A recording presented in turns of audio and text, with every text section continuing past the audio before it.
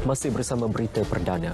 Semua langkah penyelesaian jangka panjang bagi mengurangkan impak serta kemusnahan ditanggung akibat banjir sebagaimana dicadangkan kerajaan tidak mustahil untuk dilaksanakan. Menurut pensyarakanan UiTM Insinyur Teknologis Dr. Rumaizah Muhammad Nordin, langkah-langkah itu merangkumi pelbagai konsep yang turut mengambil contoh negara lain.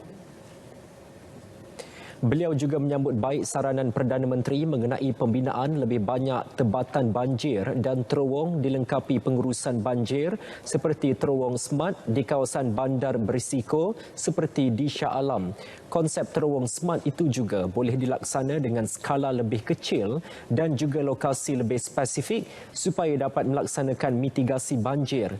Mengulas mengenai modul luar negara seperti konsep Sponge City di China atau River Dikes di Belanda pula. Jelas Dr. Rumaizah, struktur tembok perlu diberi penekanan selain kawasan cadangan tersebut mestilah mampu menyerap sebanyak mungkin air sama ada air hujan ataupun aliran air di permukaan jalan.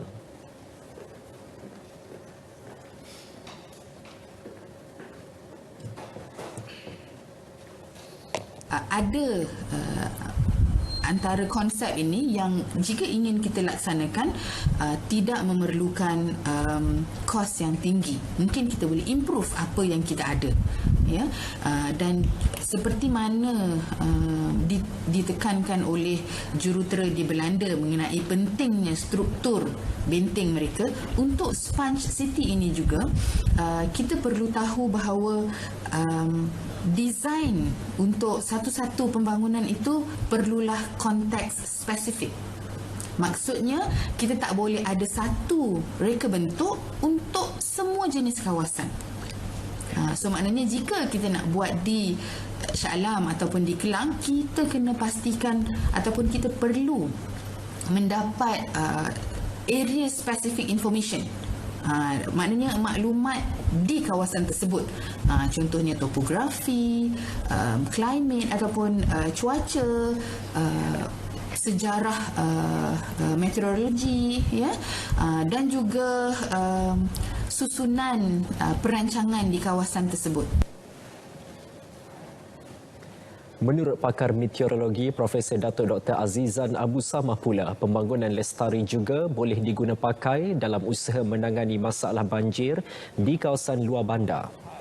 Saya lebih tertarik dengan apa yang dikatakan nature-based solution, di mana kita menggunakan bukanlah apakah engineering yang bersifat hard engineering dalam bahasa Inggeris, tapi engineering yang bersifat soft, di mana kita lebih menyesuaikan diri kepada banjir, iaitu mungkin ini tidak boleh dilakukan di Kuala Lumpur kerana dia punya pembangunan agak besar, tapi di tempat-tempat lain di mana pembangunan tidak sebesar itu, kita boleh mulakan zoning untuk orang kata kawasan-kawasan yang dikatakan sebagai floodplain ini kita tidak